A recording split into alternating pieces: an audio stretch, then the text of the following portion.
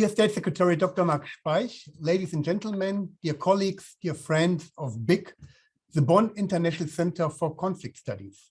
It is my great honor to open this conference between concepts and reality, how to deal with armed groups in transition phases of violent conflicts. This conference comes, in my eyes, at the right moment, as we are witnessing armed groups a pressing topic all over the world. Not only in long-lasting conflicts such as in Afghanistan, Somalia, Colombia, the DRC or South Sudan, but also when we consider the alarming situation in today's Ethiopia. During the conference, we want to look at the concepts applied when dealing with armed groups at the very moment when violent conflicts end. But what assumptions are these concepts based on? And are these assumptions valid? Is there a need for fresh thinking? Let's just remember, the overarching approach to dealing with former combatants is DDR, disarmament, demobilization, and reintegration. The DDR approach was established more than 20 years ago. However, the nature of violent conflicts and wars have changed dramatically over the last 2 years, two decades.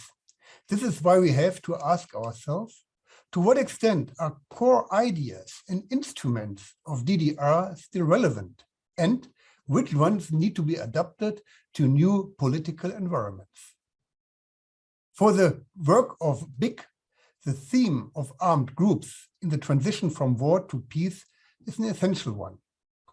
For many years now, BIC has been working on armed groups in Donbas, Ukraine, for example, in Afghanistan, in South Sudan, or in Somalia.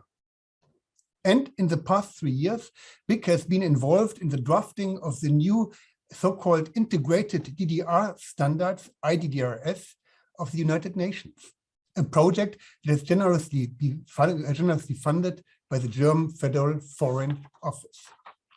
And it is not by accident that the first conference of the new BIC is addressing this topic.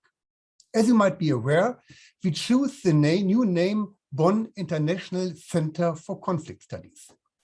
Despite this change of the name, however, BIC as an institution has remained more or less the same.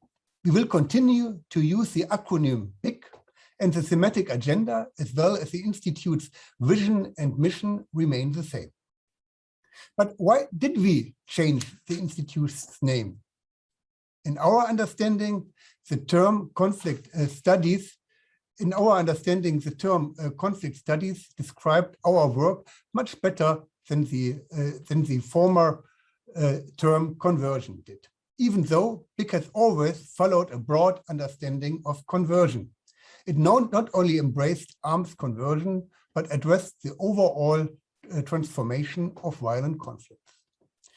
This is the reason why research into conflict at BIC always included the challenge of finding solutions to reintegrating former combatants into civil society.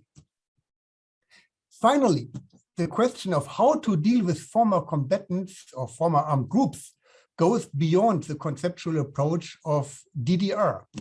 This is why the aim of this conference is to cross-fertilize knowledge and methods and instruments from other programs and situations which cope with related issues.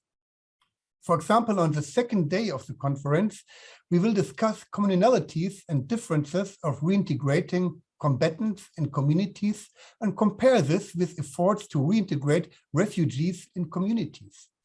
We will also ask how de-radicalization of highly ideologized and indoctrinated combatants can work, or which role weapons and ammunition management plays in disarmament processes. BIC is currently working on all of these themes, and we hope to contribute significantly to the debate of today, debates here today and tomorrow. This conference, in addition, is an idle reflection of BIC's mandate to create a platform of exchange between the academic and the non-academic world. Accordingly, in this conference, we are bringing together the expertise of researchers, of policymakers, as well as of practitioners. We are very enthusiastic about the fact that speakers and discussants of high caliber who present a high diversity of experiences and knowledges are participating in this conference. Over 2 days as of this moment, the conference will take place in a virtual setting. And yes, we regret that it only takes place virtually because of the ongoing COVID situation. However, we earnestly hope that the next year's big annual conference will be a real conference in Bonn, so that we will be able to meet many of you in person. We are also aware that the concept of this virtual conference is quite demanding. We dismissed the idea of having a webinar and decided to have much more interactive formats for this conference. The role of the panelists is to give input and kick off debates, but not to dominate the discussions. So we hope to create a virtual environment for an intensive exchange of thoughts among all participants. You're all invited to provide an input to this conference. Therefore, we included also a number of breakout groups on both days of the conference. Now, I wish all of us a stimulating conference. I learned that the conference is most successful when there are more questions in the end than at the beginning. So let's hope that we will find many of these uncomfortable questions, which we then will carry with us. Now, at the end of my talk, I'd like to hand over to Dr. Marc Speich. Marc Speich is the State Secretary for Federal and European Affairs and International Affairs of the state of North Rhine-Westphalia. We are very thankful to the state of North Rhine-Westphalia which is providing the core funding for our institute. And we are very happy that you, Dr. Speich, took the time here to talk to us. I would like to welcome you very much for giving an open speech to this conference. Thank you very much.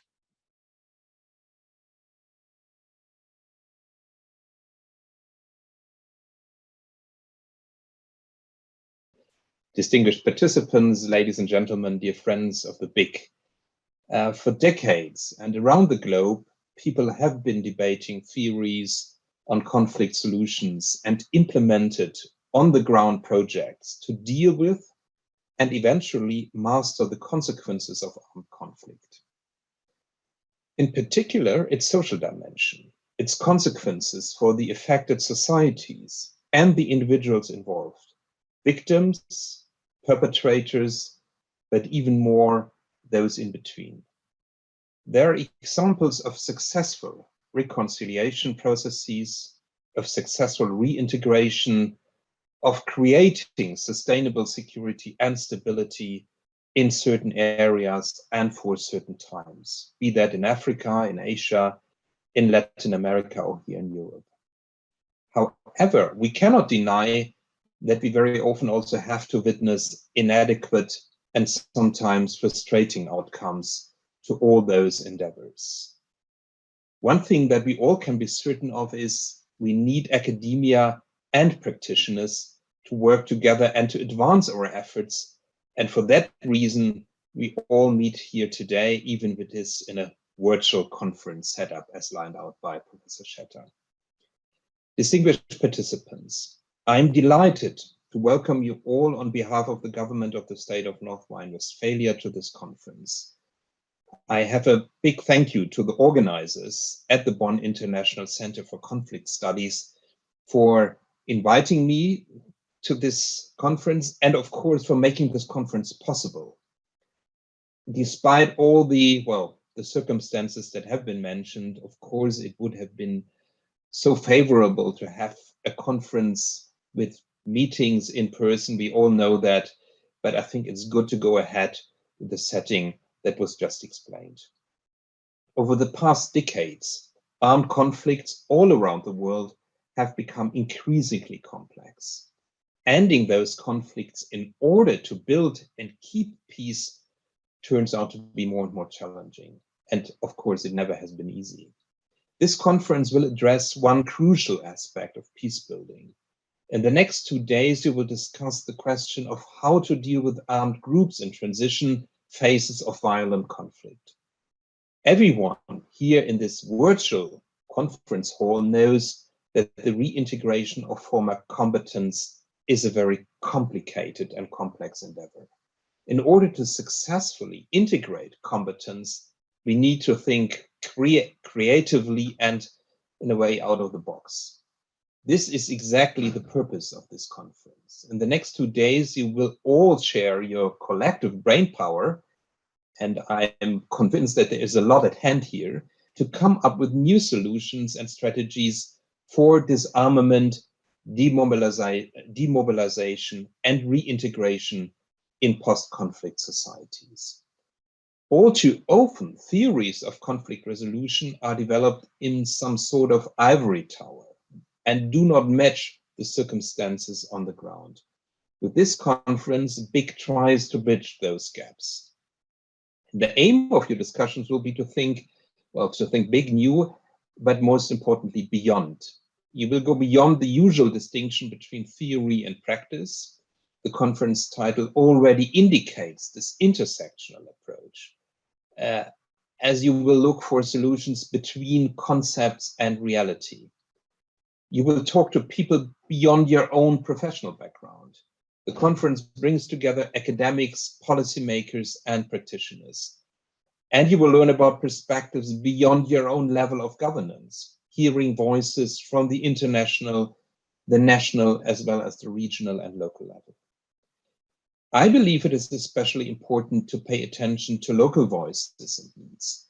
The video inputs on experience of former combatants from on the ground will include first-hand experiences with DDR programs. The conference agenda also goes beyond the narrow topic of DDR. Well, it's not that narrow, of course, but it is concise, let's put it that way. And especially tomorrow, we will learn from other fields of practice, such as the integration of refugees and the prevention of extremism. And finally, your participation will go beyond the usual conference experience. And that's what Professor Schetter has indicated as in his introductory remarks. Because, as I already mentioned, and it was mentioned, you cannot get together physically in Bonn this year. We are meeting online, and that's, of course, something we all know very intense in the last months. But I think the organizers have chosen in that setup the best format to include all voices equally and to make an exchange possible. So it's not just a row of virtual lectures, but it should be a real exchange, and I'm very confident that that takes place. So distinguished participants, the next 2 days will encourage all of you to think out of the box. And let me tell you from my own perspective, as a policymaker, we highly appreciate these kinds of get-togethers because they create room for the bold and fundamental questions that we sometimes lose sight of in our daily business. And as Professor Schetter has mentioned, it's no problem if in the end there are more questions than at the beginning, if those questions are posed on a higher level and if they lead forward. We need new ideas and innovative concepts in politics. They serve as important stimuli, as food for thought and points of reflection. And I don't tell a secret if I tell you that these are too rare sometimes in the daily political process. And that's true for policymakers on the international level, but it's also true for policymakers on the regional level, as here in North Rhine-Westphalia.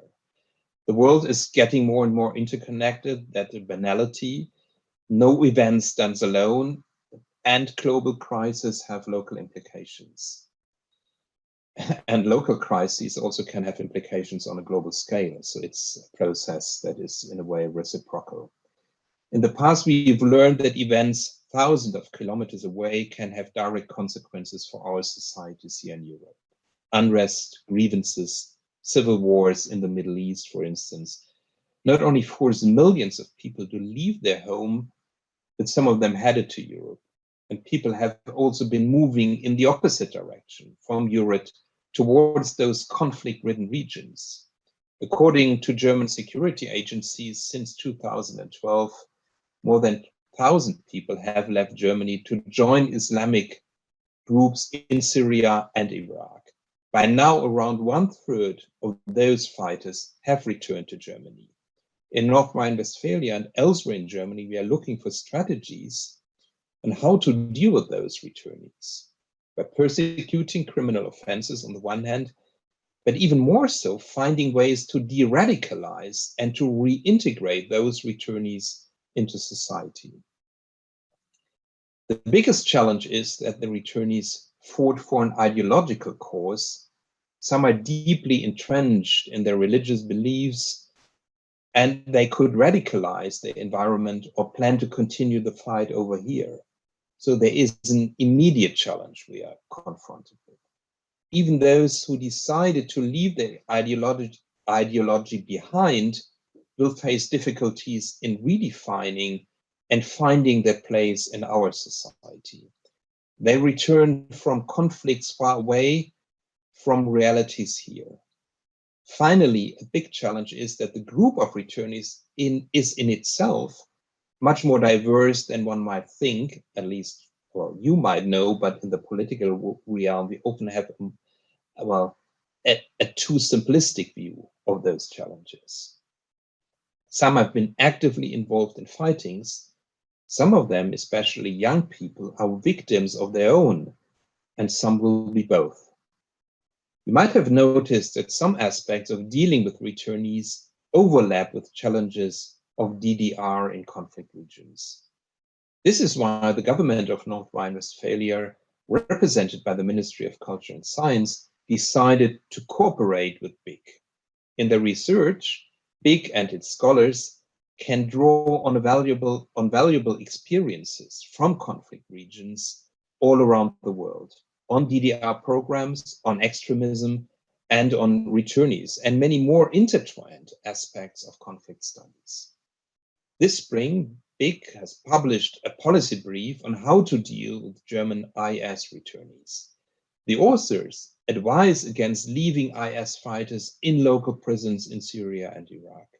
Instead, they recommend to bring them back to Germany and to hold them to account before German courts. At the same time, our government has started programs to tackle the roots of the problem. We need to prevent the expansion of extremism in the first place. This is why in 2016, the Ministry for Culture and Science of North Rhine-Westphalia set up the so-called CORE research network. CORE stands for Connecting Research on Extremism. The coordination unit of the network is located at BIC. They bring together researchers and practitioners of a wide range of disciplines to exchange and pool their expertise. On top of its coordination function, BIC itself does research on the prevention of extremism, focusing strongly on the role of intermediaries in the prevention work. Over the past years, BIC's research has been an invaluable contribution to the control and the prevention of extremism in North Rhine-Westphalia, and we are extremely grateful for that cooperation. When BIC was established in 1994, Cold War had just ended. The Institute was supposed to unwind the remains of the bipolar world order. With the fall of the Iron Curtain, many of the military facilities and equipment in Western Germany and North Rhine-Westphalia as well had become obsolete. BIC's main task was to develop strategies for the conversion to civilian use. Hence also its original name, the Bonn International Center for Conversion. Since BIC's establishment, however, the world has undergone a major change, and Professor Schetter has alluded to that. So with this change came a whole new set of threats and risks to our societies. Today, our security policy needs a much broader base. Along with those shifts in world politics, BIC has adapted its focus from conversion to the central topic of conflict studies, and consequently has renamed itself from Bonn International Center for Conversion to the Bonn International Center for Conflict Studies, as mentioned in the introduction by Professor Schetter. As by now the sole shareholder, the government of the state of North Rhine-Westphalia is proud that today BIC has become one of the leading institutes for peace, security, and conflict studies in Europe. BIC is one of the contributors to the Peace Report, a joint yearbook of the 4 big German institutes of peace and conflict research. The report elaborates on the realities of conflicts all around the world. It also includes policy recommendations, so that has never been an ivory tower exercise. BIC is not only a valued contributor within the community of peace and conflict studies in Germany and beyond, it is also an integral part of the unique center of competence for international cooperation and sustainable development at Germany's most important United Nations location, which is the city of Bonn. With its innovative and integrated approach, this conference reflects BIC's excellent work as both a think tank and a research institute, and as a kind of transmission engine from the world of academia to the world of practical politics. Let me thank the organizers at BIC for setting up this highly timely conference. Distinguished participants, I wish you all fruitful discussions and a fresh mind for new ideas. Your ideas and thoughts are much needed. Well, that's true for North Rhine-Westphalia, but it's also true around the globe. So thank you very much for your attention, and I wish you all the best.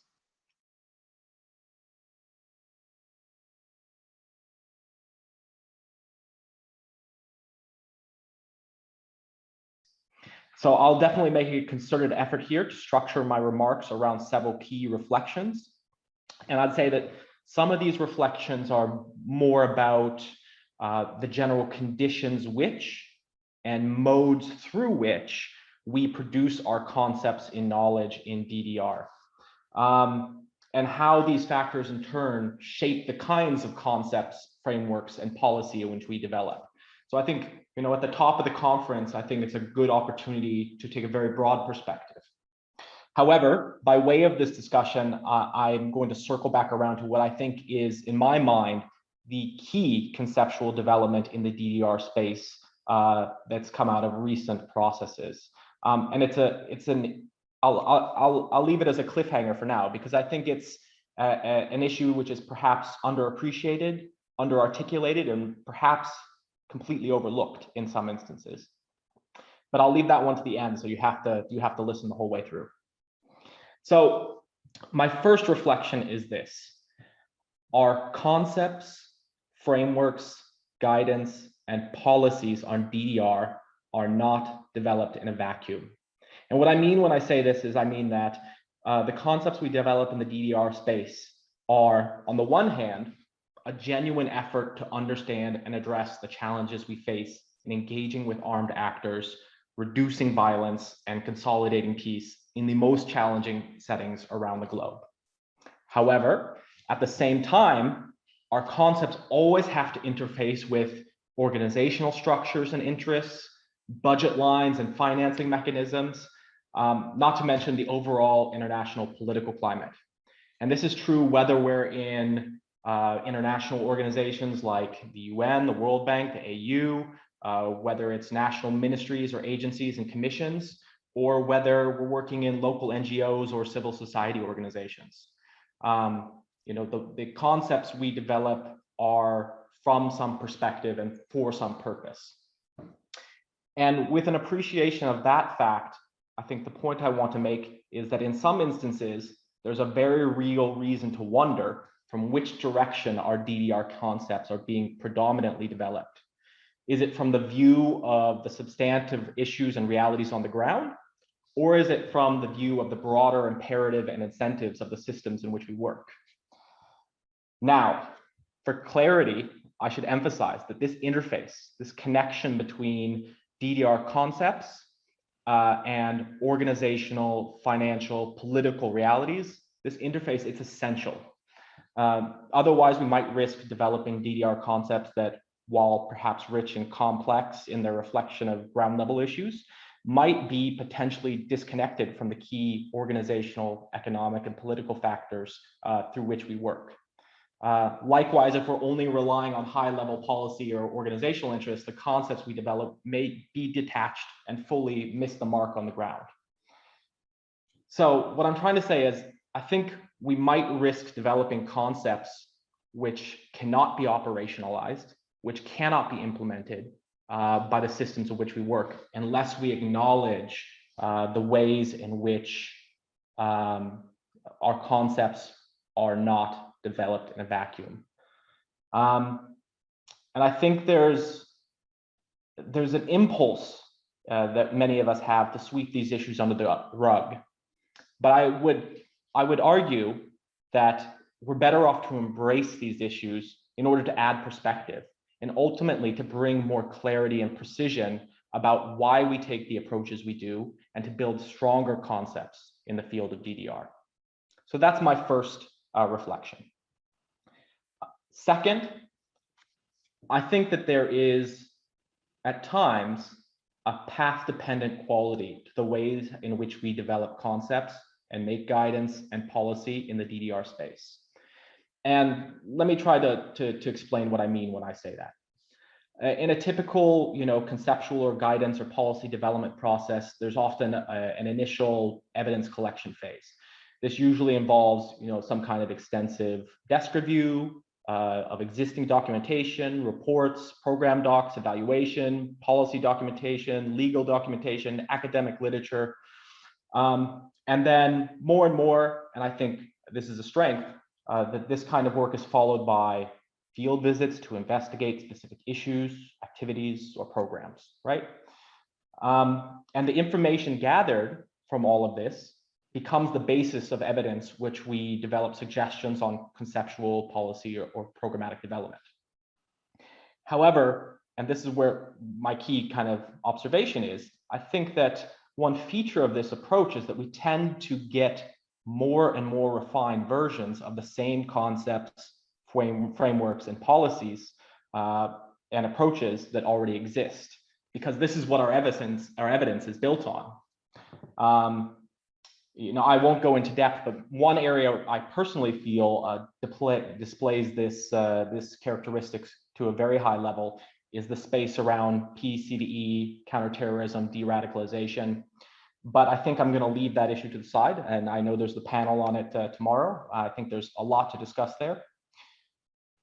Now, I should also say, as somebody with a research background, it's important for me to emphasize that this evidence-based approach to conceptual and policy development is, of course, absolutely essential. We can't leave evidence behind. But at the same time, I want to be able to acknowledge that we don't have a robust means for real leaps in innovation and learning, for testing new ideas in a systematic manner. This would require us to have a much higher tolerance for experimentation, risk, and ultimately for failure. So in this regard, I think some of the most exciting proposals I have seen are those which revolve around decentralized and area-based approaches to violence reduction using DDR approaches, and come the closest to potentially creating the space for ongoing and kind of iterative learning in the field, and the kind that I think could possibly lead to innovations and improvements in our DDR concepts and practice. But that's looking far in the future, and there's many ifs there. So that's my second reflection, this kind of path-dependent feature of the way we develop a lot of our concepts and approaches. And this brings me back around to what I was saying, leaving as a cliffhanger, the kind of idea that I think is one of the most important conceptual developments, which has recently been codified in the revised IDDRS framework. And I believe speaks actually quite directly to many of today's challenges. But as I said, that I think remains a little obscured or not directly articulated.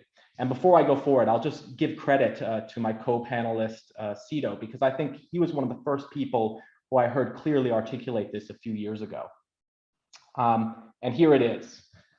This is the idea that integrated DDR processes, programs and tools, and reintegration support are political.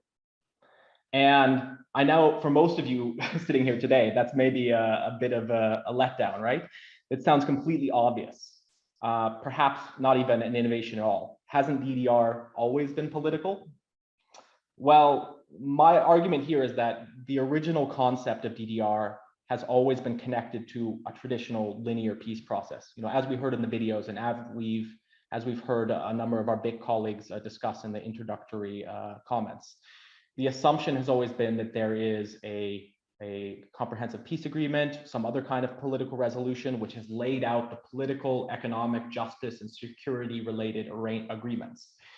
And in this sense, that there was a peace to keep. And this is the space in which DDR has always been political, in the sense that politics have shaped the terms of DDR.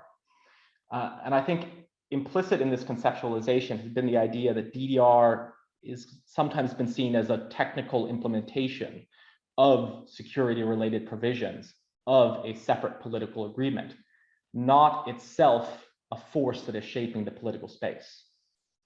However, as we've been talking about already today, decades of experience working in ongoing conflict settings, in crisis settings, where there is no peace agreement, has forced DDR practitioners to engage with armed groups directly, and without the important foundation that a political resolution represents.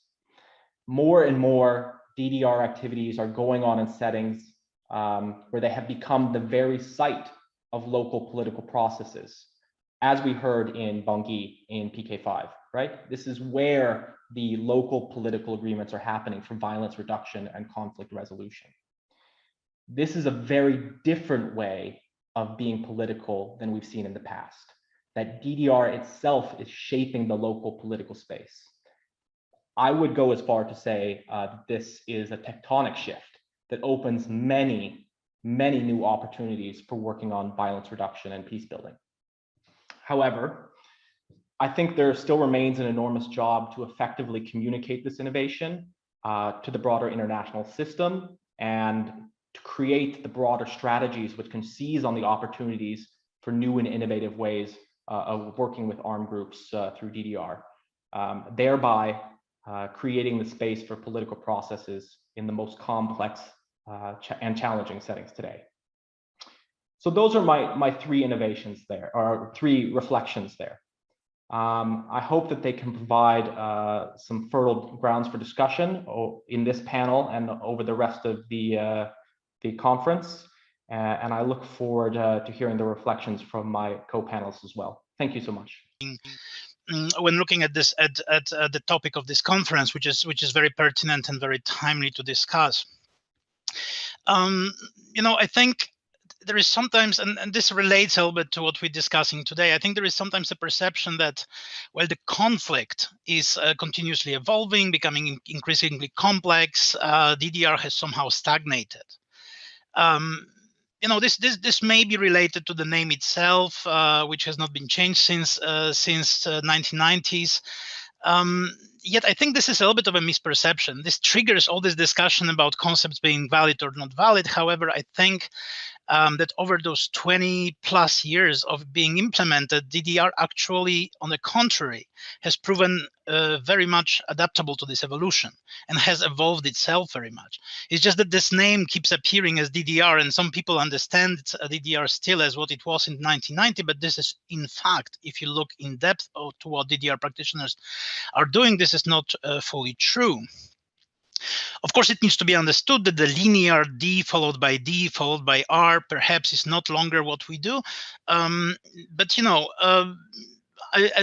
Randolph mentioned the revision of IDDRS, but the revision of IDDRS does not mark the beginning of the evolution, or we are not kind of mapping the way forward for DDR in the revised IDDRS. Quite on contrary, we are taking stock in what has been implemented, in innovation that happened in the past, maybe under some different monikers. For example, in South Sudan, 2011-13, UNMISS introduced reinsertion projects happening before DDR has even started. And we would now categorize it under new IDDRS as pre-DDR, but it was just not called that back then. It was just an innovation, a stopgap measure in South Sudan. Mille Microprojets, Côte d'Ivoire, even earlier than that, probably we'll call it today CVR. It's some kind of a CVR approach. However, it was a totally different context-specific approach, specifically related to the lack of implementation of the peace agreement in the Ivory Coast. So coming to the concepts a little bit, and first let me think about the concept of DDR, and let me just put on the table what I consider the main strength of DDR. And when I say DDR, all new related DDR tools are included. So I'm referring to DDR as the process that we have defined in the new IDDRS. For me, from my perspective, an absolute and uncontested strength of DDR is the fact that it remains a single non-military tools that is focused specifically on ex-combatants. There is no other there. There is no new proposal that has come since DDR was created to do exactly that. It is always done under moniker on DDR, of DDR. And there is a continuous need for this type of intervention, specifically geared towards the combatants. And for me, this alone validates the concept of DDR as it is now.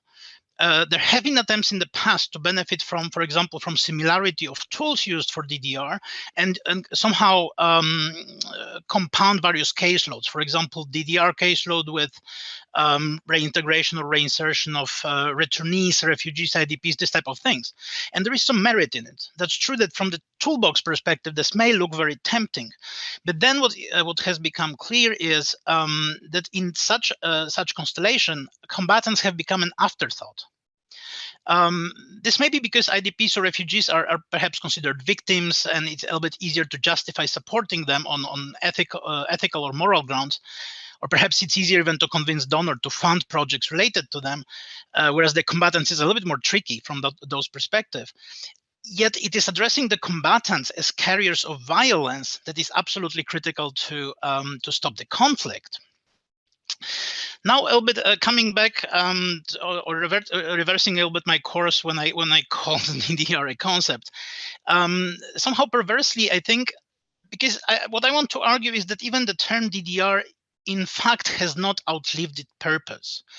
It may mean different things to different people, yes, and then DDR process can, we can imagine a DDR process composed of CVR and weapon ammunition management. So somehow, without even a DDR program, so somehow a DDR without DDR. But the advantage, and what I wanted to put on the table is that DDR is not that so much of the concept as a brand. And I think we need to treat it a little bit as a brand. Its advantage, being a brand, a brand has a value, a brand has a recognition. Those are those things when you do the brand management. This is those things that you keep in mind, as opposed to concept, which is more of the content of what's behind the brand. DDR has become a byword for supporting combatants in the ears of many actors of international community, whether this is mediation related, peace building related, other things, and also in some countries a byword for post-conflict resolution among the civilian populations.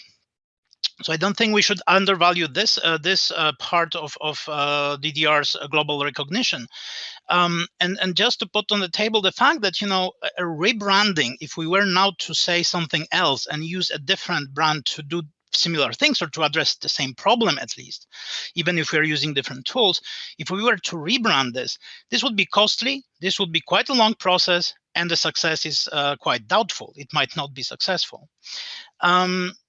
So basically the question on concepts is that, from my perspective, just to make sure that DDR as a brand is voluminous enough or ample enough to be able to accommodate many types of underlying concepts or underlying content. And this will ensure that DDR, even under the common umbrella term, will continue evolving. And then once you treat DDR as a brand, then you really can put inside very much context-specific interventions and still call it DDR, and there will be no contradiction to it. Now, a little bit addressing the issue of, and I think Randolph talked about it a little bit on lessons learned, this type of thing, lessons learned, evidence-based approaches, some sort of innovation type of thing.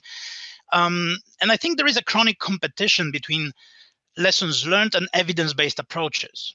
So just to try to spell it out, lessons learned allow us to produce policy guidance, allow us to learn how to do certain things. But there is also a flip side to it. They bring about a risk of trying to use very templated approaches, and I think Randolph was referring to it, in every new environment. and I think we have been trying to do Afghanistan in Somalia because we see Afghanistan in Somalia. We see there are many points of convergence, or simply because our experience comes from Afghanistan, and it's just easier to just repeat certain things, whether they worked or not. Actually, it's not just workable experience or the experience that worked out that we keep repeating. So it's just to give you not give you an example as well. In my experience as DDR officer, it's not just one strategy document developed for one country that I saw with the name of another country for which it was originally created, not even fully erased from the document. So those are the things that are happening in the field, and this is a very bad understanding of what lessons learned is, but this is happening. It's just a copy-paste approach or cookie-cutter approach to DDR.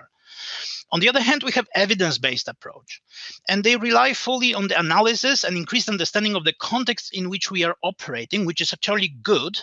But on the other hand, they put us in a never-ending cycles of assessment, and keep us really reinventing the wheel from time to time. And then UN is being perceived as, okay, you're coming again for another assessment. What are you guys doing? When are you guys going to start helping us? So this is the type of perception we should be avoiding.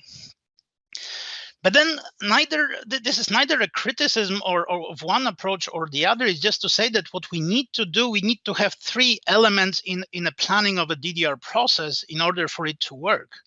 So the healthy approach from my perspective would actually be a mix of lessons learned, evidence-based design, and importantly, innovative thinking, which comes outside from both of those realms, so not taken from lessons learned or evidence-based approaches. But for this to happen, those three elements need to underpin our policy development. The policy should result from practice, not from wishful thinking and or current fads, which it sometimes is, as well as in training. However, this is the problem with innovation. It is very difficult to teach innovative thinking. There is no training for innovation. Innovation happens, especially in a very hierarchical organization like the UN, which has I think it has a lot of homework to do, because every discussion on innovation, as anything else, relies on seniority. And sometimes seniority and innovation are not really compatible. UN is, because of hierarchical, seniority and innovation, that's not the way the innovative companies work. From the key for innovation, from my perspective, when I was thinking how to ensure it, I think the key lays in sound recruitment, hiring policies, talent identification, and talent retention. Especially contrary to the seniority approach at the very entry level. And then this is the key of introducing innovation to DDR. At the end of the day, DDR keeps reinventing itself, and this is a good thing. I always have a feeling it is a little bit reactive. And we are so caught up in addressing issues currently at hand that we do not have time to really look or plan forward. But there are also embedded systemic issues which stymie innovation, and arguably it's much easier to come up with an idea than to sell it or to convince people that this is a good idea. It's very difficult to ensure a buy-in of national authorities who have certain preconceived views of what DDR is and what they want to achieve. Armed groups themselves who expect a certain treatment from what they heard happened in the past.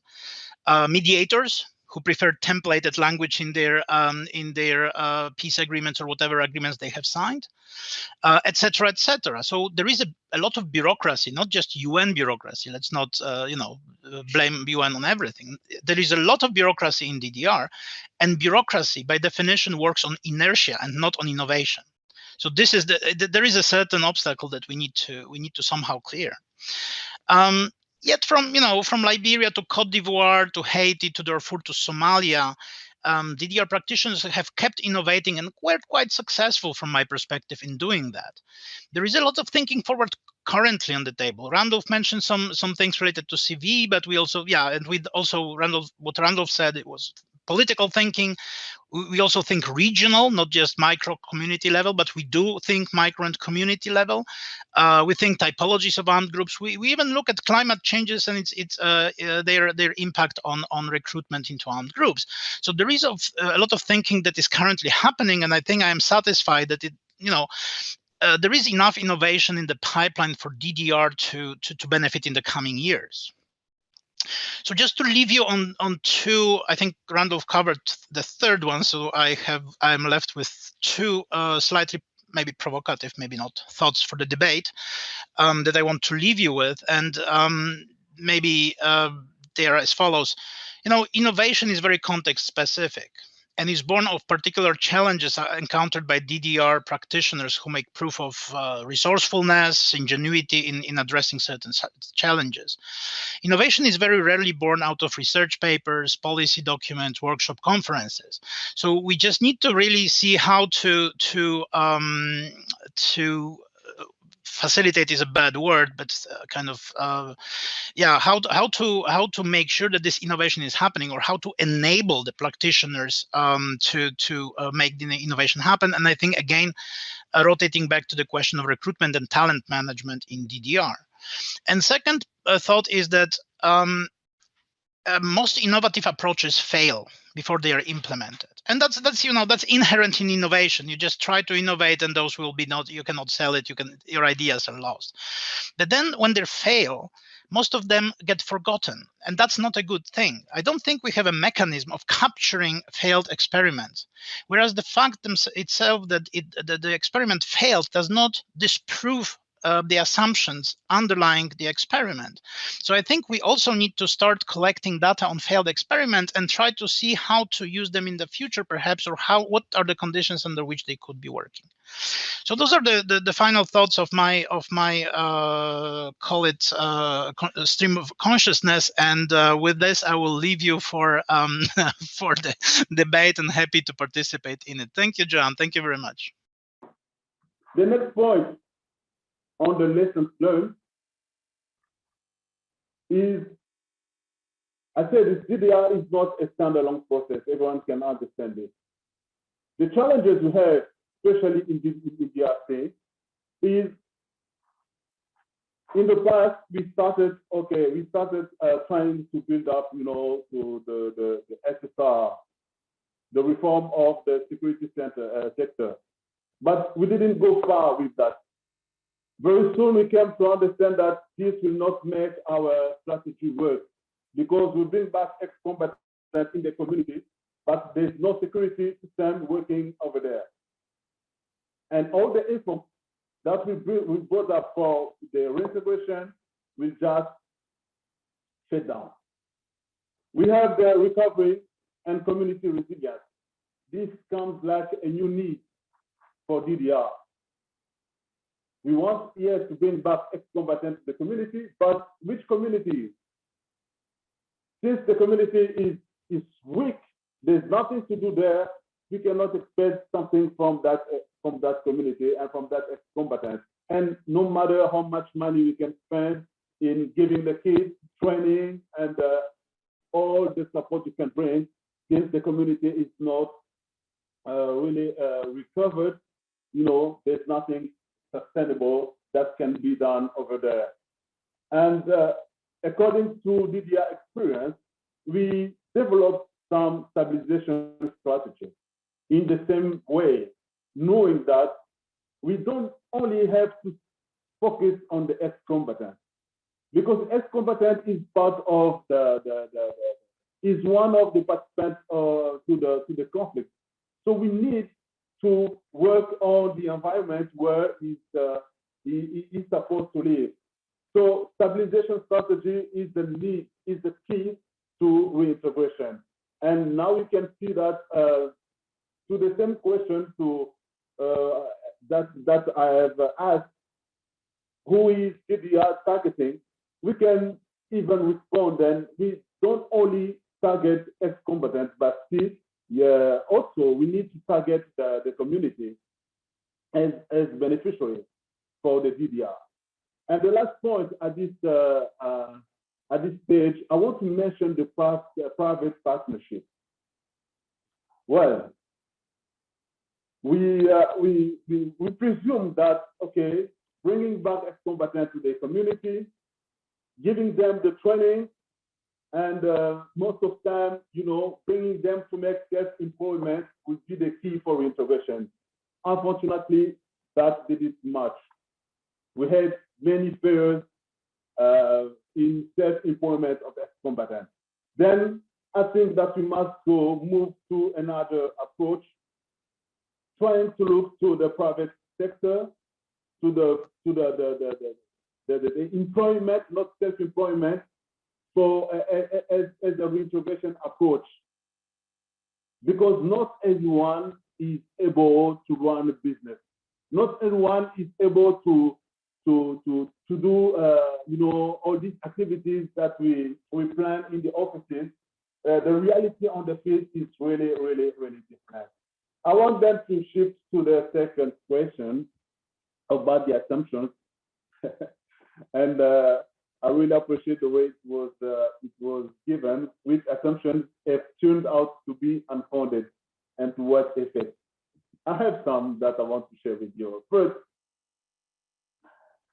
can we still say that DDR is a post-conflict process in the new dynamic? I don't think so. And the reality on the field, extremism, you know, it's very difficult to run DDR to keep DDR as a post-conflict process. I think that I don't need to speak more about that point. Second one, is DDR process voluntary? Since we are dealing with violent extremism, I'm not sure that this option is really absolute.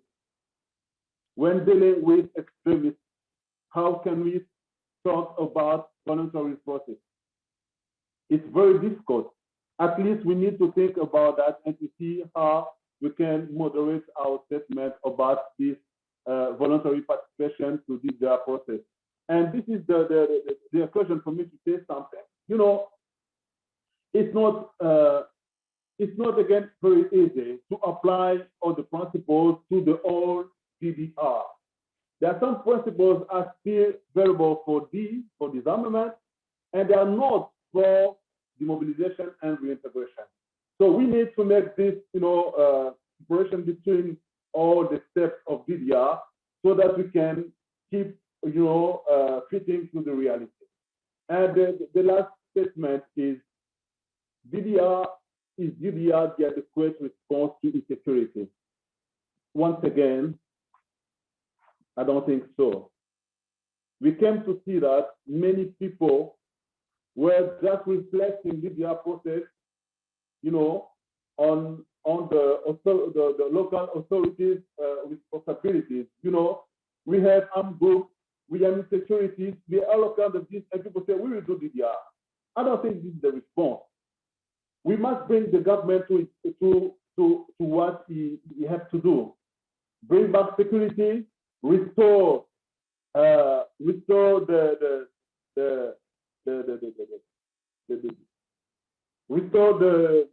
we call it in French, l'autorité de l'État. I mean, security government, we have to restore, you know, the duty, the responsibility of the government, and just not giving him the reason not to do what he's supposed to do because of DDR. The last point, the last question was on what approaches has worked the best. I've mentioned some 4 approaches on the experience of DDR, on which we had good responses. First, I want to mention the psychosocial support. This was a very good experience, you know. Many ex-combatants coming from the bush, they are addicted to some very high, very strong drugs, but the psychosocial support was a very good response to this, and we could provide them, you know, needed support, and we could see how many of them could be healed and go back to their family. This is a very good experience that we had. Second experience was the the community-based approach. You know, the experience shows that the ex-combatant who is reintegrated in a community, in a stabilized community, has better chance to run social economic activities than the one who went back, you know, in a very poor area where the roads are not good and the economic activities are not working. So I think that this community-based approach is very good, knowing that we need first to bring a support to this level. We have the pre-DDR with all the activities. DDR, you know, we have this high, how do you say it in English?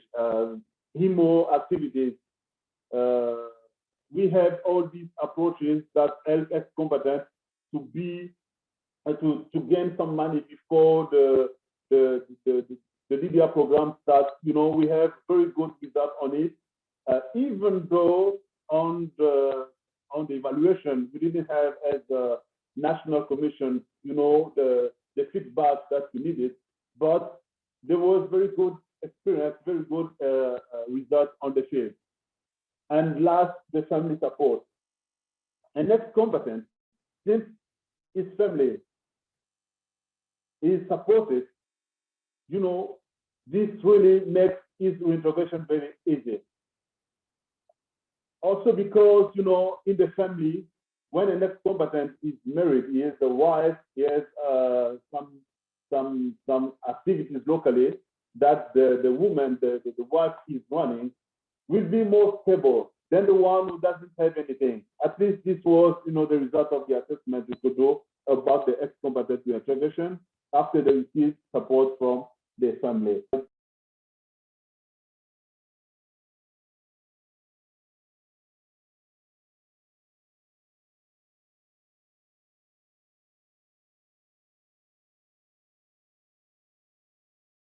That being part of an armed group is often like a way of business.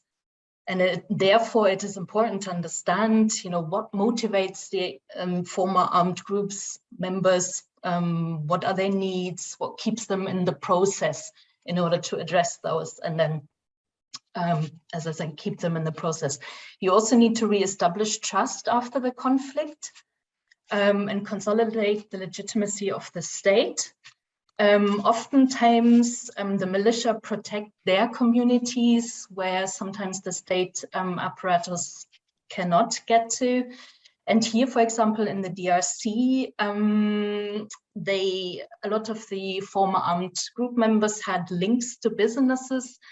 And when it came to reintegration, a lot of them opted to join the police rather than the military, simply because the police stays put and is not being sent around the country like the military does, which showed the very strong ties they had to certain businesses.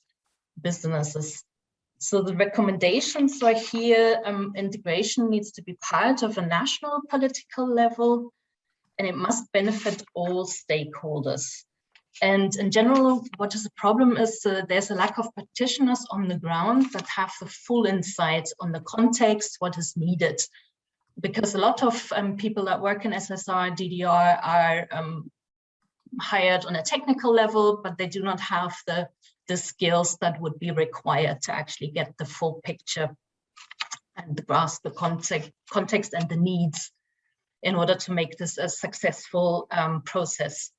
And then we also had South Sudan, which we all know had, there were a number of peace agreements signed, which all had provisions for the integration of ex-combatants in DDR. And the peace agreement that was signed in 2018 was problematic because, well, it was supposed to integrate all opposition forces into the necessary united forces. But here the problem was that the lists of, you know, how many combatants actually took place in the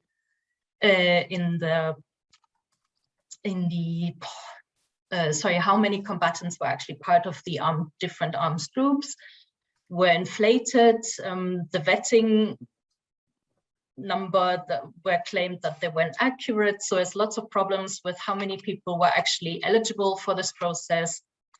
And so it was then estimated that it was about a fifth less than what was claimed. And also here again was a similar problem to what I've already mentioned as well, was that it also resulted in a recruitment spree. And it was sort of seen that if you join one of the opposition groups, then you can get one day, you can get a job in the United Forces, which again sort of defeats the purpose of these programs.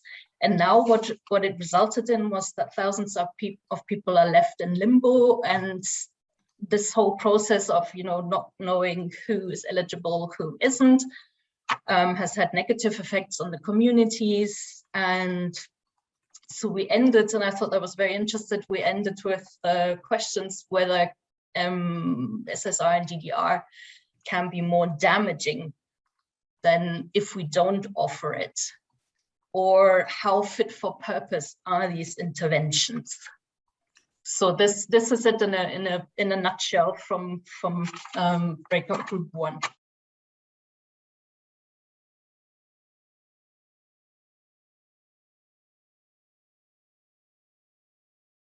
So I will give an attempt to a 5-minute summary of this breakout session with the topic of political transformation of armed groups, which was chaired by Véronique Dudoué. And in the beginning, we heard some of her opening thoughts, precisely that often DDR organizations, she argued, lack holistic approaches to political transformation, and that there are actually many ways that fighters move from armed groups to the political sphere.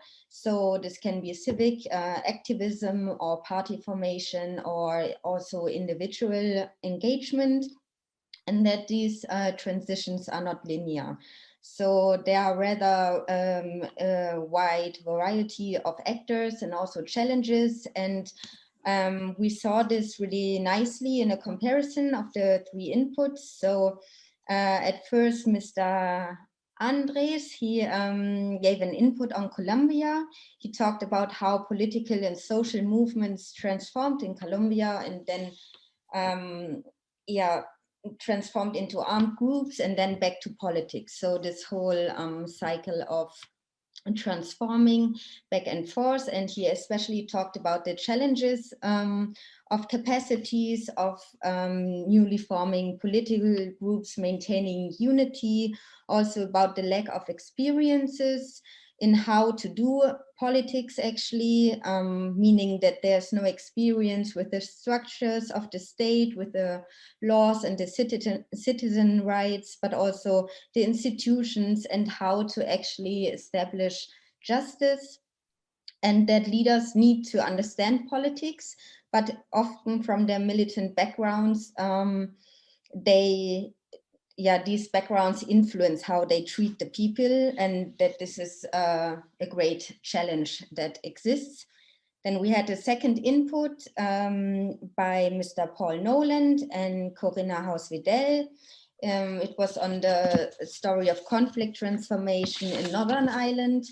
And here especially the point was made that the conflict remains until today, but it is run politically, and challenges differ according to the different armed actors. So where, for example, some might have a lack of political goals, no distinctive political programs, or no contents. In that sense, they might transform into a legal mafia system, while others might struggle with developing a cross-community profile and rather talk to niche groups. So yeah, this would be what I would summarize from the second input. And then there was this third input by Nikki Viking. She presented an anthropological view on war and politics based on ethnographic research in Mozambique.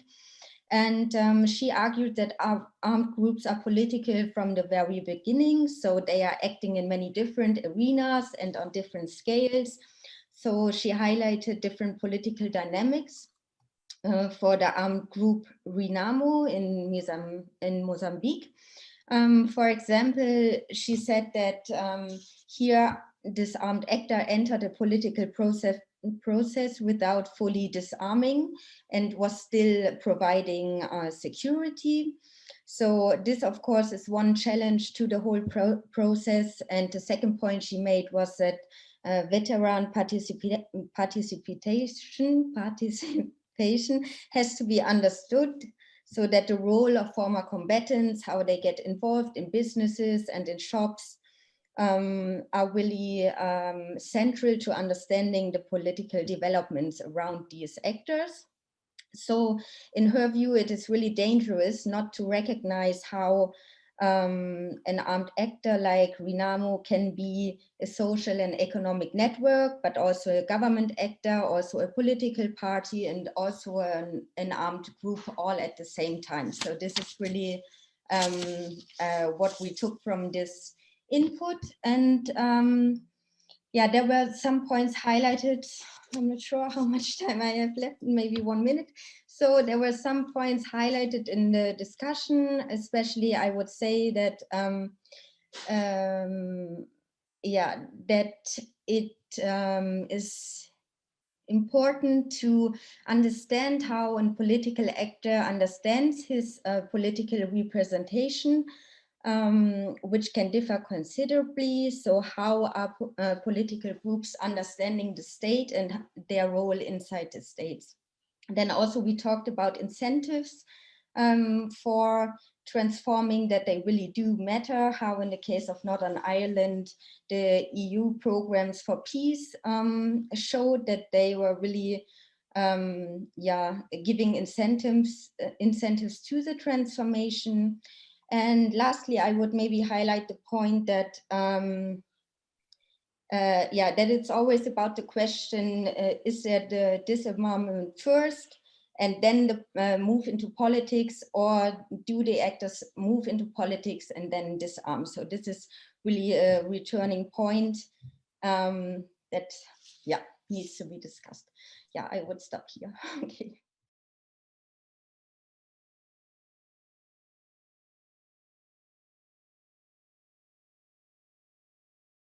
Yeah, our group dealt with the experiences of integrating former combatants in the civilian business sector, and we had 3 very different perspectives. One from the UNDP, one from the research straight from the field, dealing with designing DDR programs, and the third one from a company actually working with ex-combatants. And we learned about quite a number of good practices, but also challenges. And I think one of the main takeaways certainly was that everything depends very much on the context, and what works in one place may not necessarily work in a different place. And we started with a presentation from actual practical experience from a company working with cacao farmers in Colombia, where we learned that it's very important to give people a fair price, to have sustainability, to make sure that there is a market for the products that they are producing, and to provide training to these ex-combatants who may enter the business sectors, for example, in this case, as cacao farmers.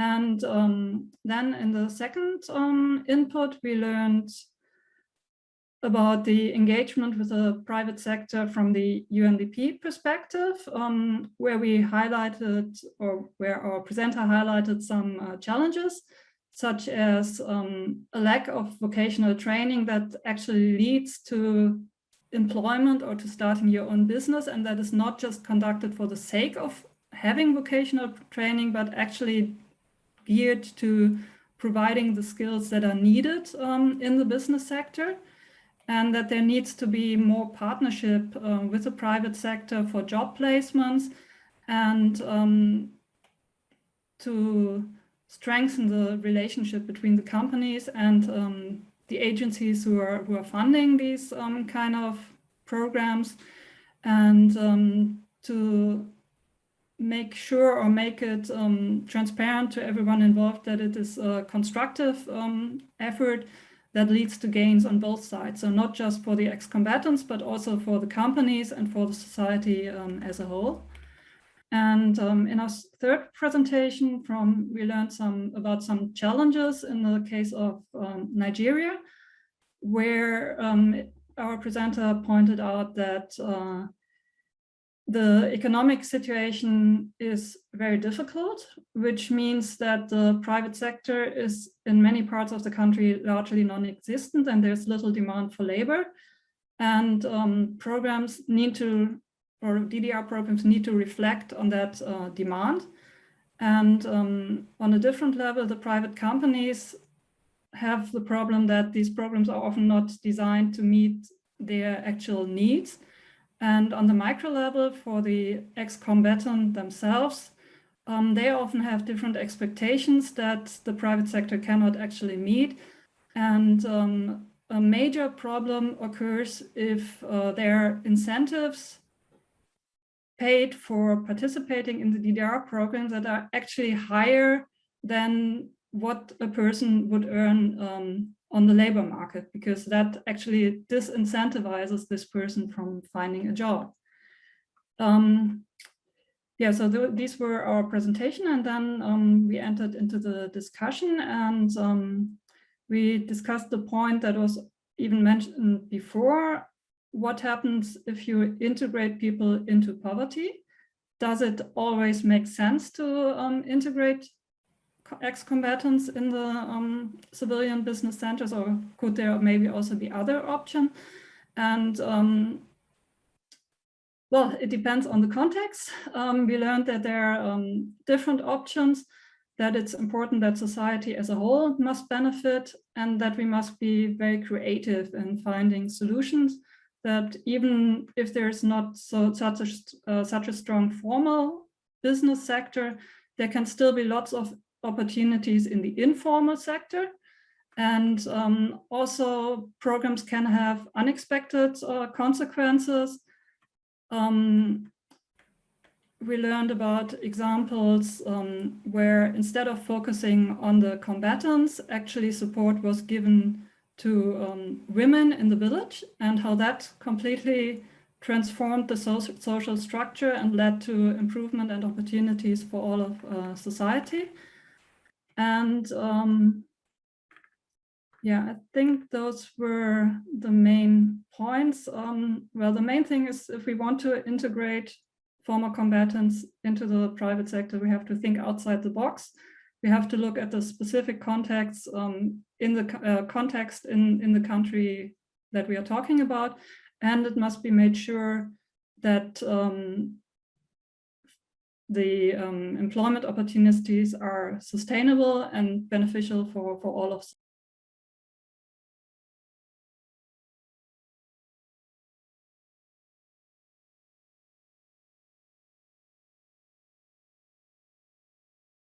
Very interesting discussion. This is a topic that we've been considering a lot because we have lots of projects here at BIC on refugees and ex-combatants, of course.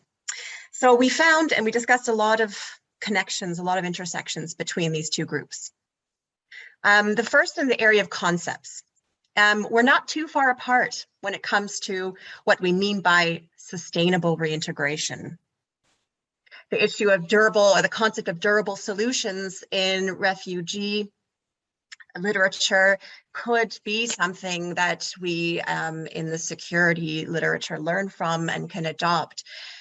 In the end, we talked about one concept being mobility that could be taken from the area of returnees and what's being learned about the importance of mobility for overcoming protracted displacement. Also, potential resource for reintegration for ex-combatants. And then the question arises, how can we support mobility? This is not something that is yet thought about in the DDR literature, and this is something that we thought, I think, in this way, there's a lot to learn from literature on migration and refugees and IDPs. So mobility was one concept we focused on. We also found lots of intersection in the programming and of refugees and ex-combatants. We saw that they face similar problems with programs. There are similar programming needs and challenges. For example, both groups need security upon return in order to reintegrate or just integrate, livelihood support, and a great deal of psychosocial support, much of which is either missing or is lacking capacity on the ground, particularly for children, whether it's a combatant or refugee. We also noted that even within an ex-combatant reintegration program, attempts or efforts to integrate are often made with so much effort to separate. So there's this constant effort to categorize and place people in different buckets and actually Irma mentioned the different colored buckets that often are provided to different groups within a community-based reintegration program. For example, the need to categorize and say, this is an ex-combatant and this is an ex-combatant with this need and this is a returnee with this need is so great. And the idea of trying to just integrate is often met with so much separation. So here, this is a challenge both faced, but also a challenge if we just think about treating these individuals and or rather communities as a whole. Which comes to the third point, the biggest obstruction to trying to look at this, learning and taking experiences from returnees and applying to ex-combatants or vice versa is a bias that we cannot ignore, which is that of the victim-perpetrator divide. And we, ex-combatants are often assumed to be perpetrators of violence. Refugees and displaced people are the victims of violence and fleeing. So there appears to be a reluctance, at least from the institutional side, to consider these groups together, and therefore all the institutional challenges of actually combining programming become even greater when you can't justify a combination.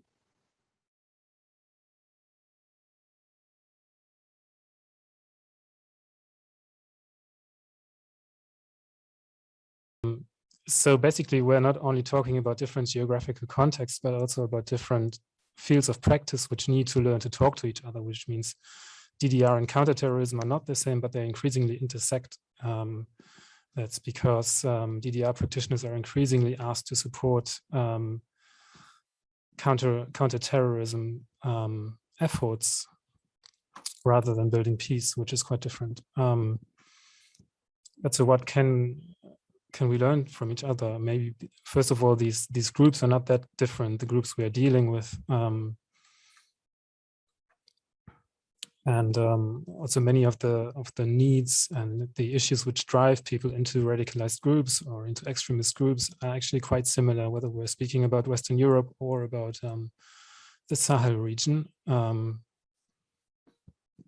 also one of the biggest issues facing practitioners seems to be the same in these contexts, which is social acceptance. So how can societies accept these people back into their midst when they have committed crimes like those which we have witnessed in these contexts?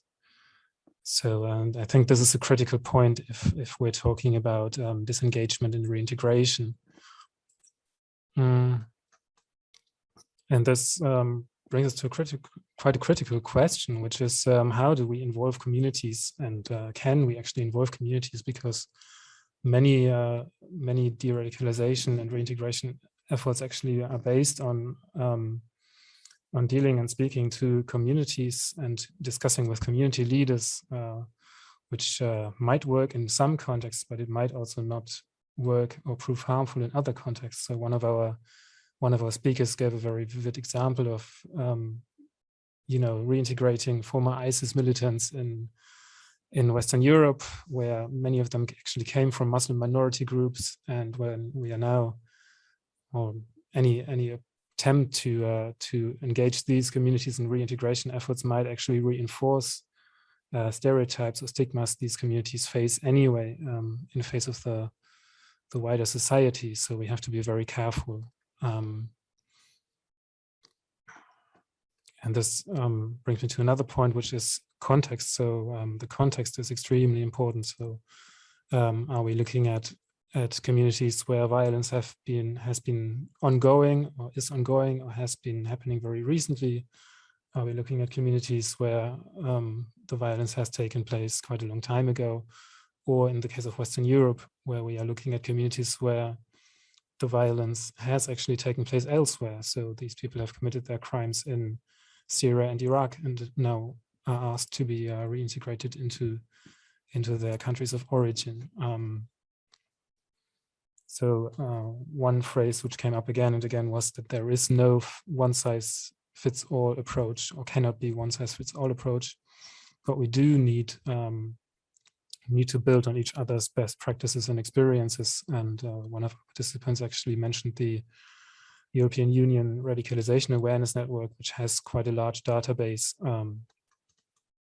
on this issue, but which does not seem to be known by all the participants. So there is another challenge in actually making these documents available to everyone.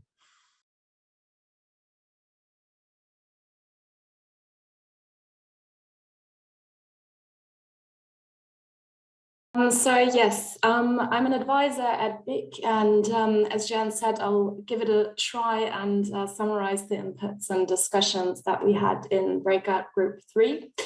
In this group, we explored mainly 2 aspects. First, the local security and how local security is produced and what implications this has for reintegration in communities. And then secondly, more sort of the WEM aspect, and specifically WEM, how it comes into play in interplay also with other tools in the realm of DDR and also CVR. And Simon Yaski from UNIDIR also kind of take us through the session, not only as chair, but also spontaneously as panelist, as our third panelist unfortunately could not participate. And in his introduction, he already alluded to a number of important aspects and talked a bit about the evolution and difference between DDR and then concepts of CVR, and gave us this background basically of DDR coming to a point that, or at some point it was realized in the community that DDR did not really address all types of armed actors and was not always enough in all different types of contexts that one encountered. So CVR was really then sort of, or became a product of thinking out of the box, and was first applied in Haiti, where criminal gang violence was sort of a very different phenomena to deal with.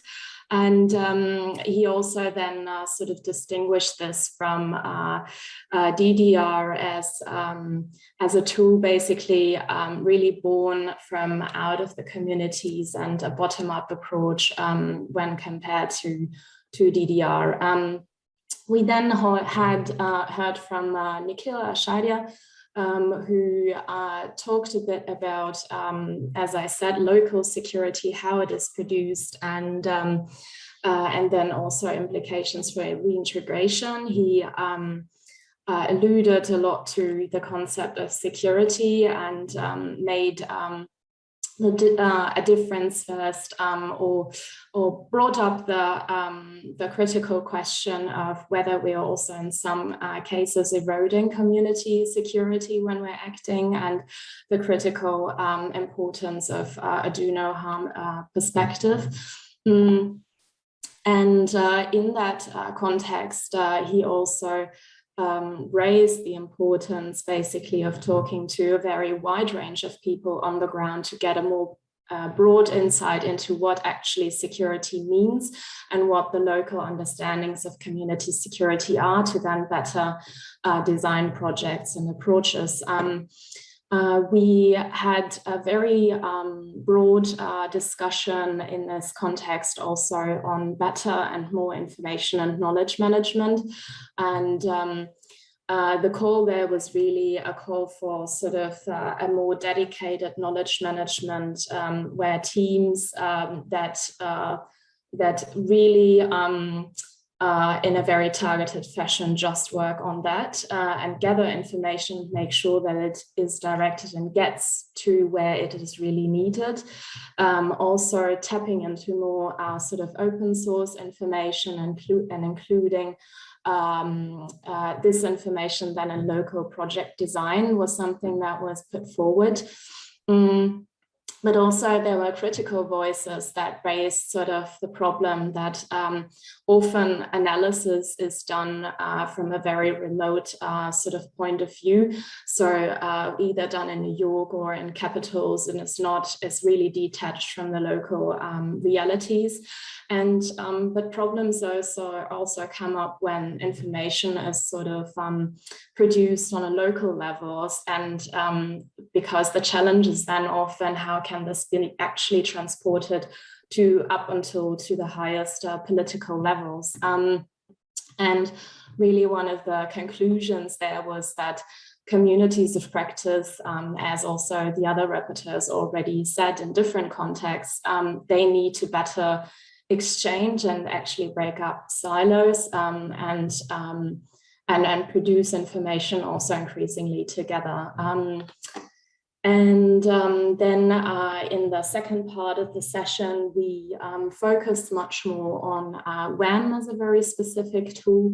And Himayu actually presented or started off with talking a lot about the nature of conflicts, the changing nature of conflicts, and how the type of weaponry is equally changing, of course, and how practitioners and policy needs to keep up with these developments.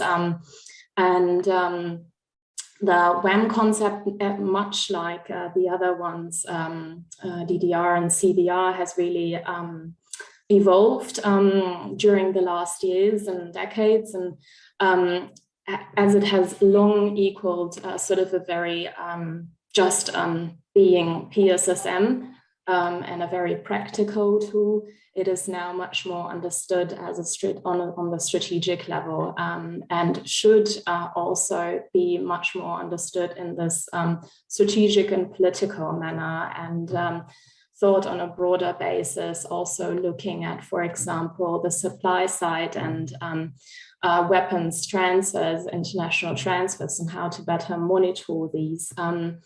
It was also the talk of, for example, how to better monitor the end use of weapons in that context. And then again, also there was, and that was really a red thread, the call for better and more integrated analysis of different dimensions. And this, in this context, it was more on the level of arms and actors, but also the type of violence. And that here again, silos really need to be broken up.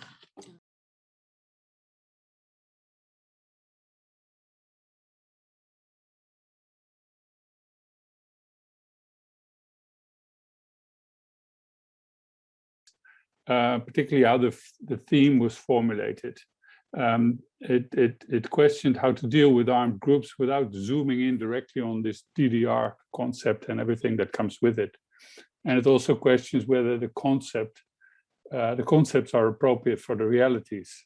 And the third point is putting the role of the international actors very explicitly in perspective. And I'd like to make a few comments along those lines, actually, on what I observed and my own views on what I heard and what came about over the past over all those sessions. So I think still, I mean, although the theme of the conference gave a broader picture, the focus was very much on DDR, and it dealt a lot less with the broader questions of the armed groups.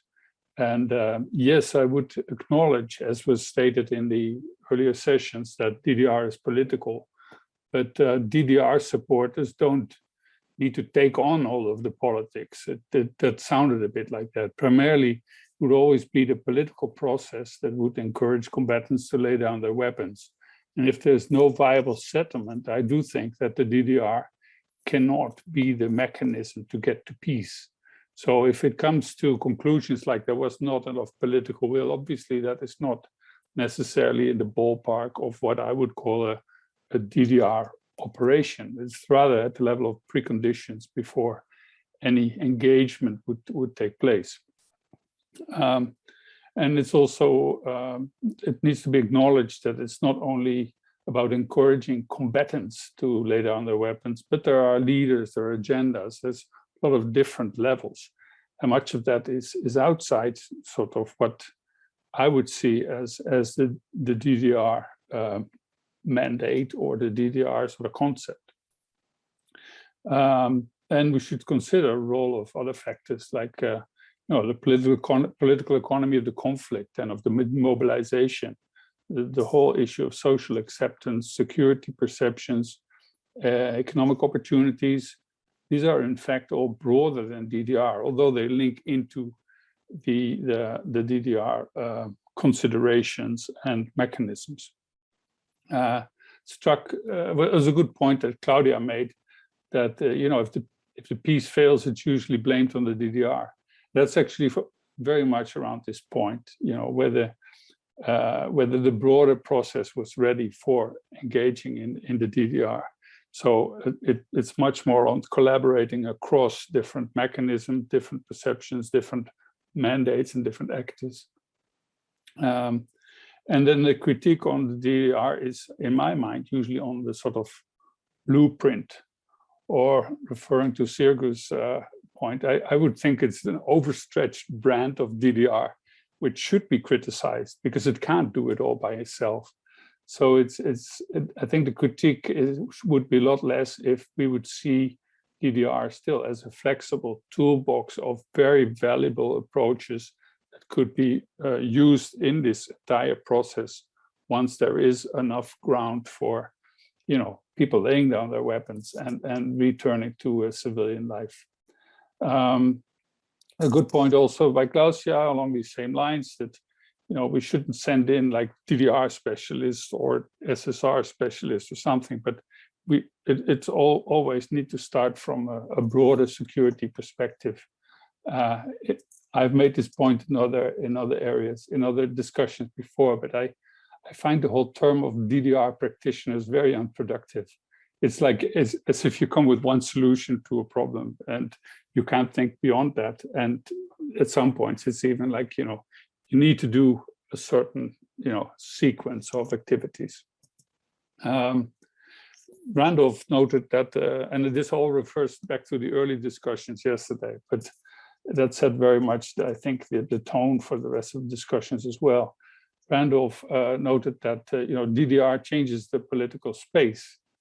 And along those lines that I indicated, I would disagree with that. The DDR should remain a toolbox sensibly used and very, consciously used in a very political environment.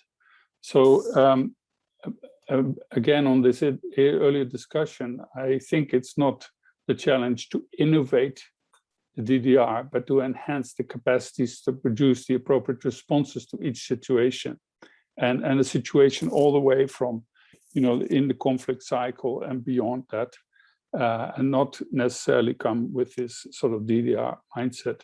It would have, operational as well as institutional implications, as would be very much felt, I think, in UN agencies and UN entities. So it's focusing on the broad challenge of the theme of this very conference.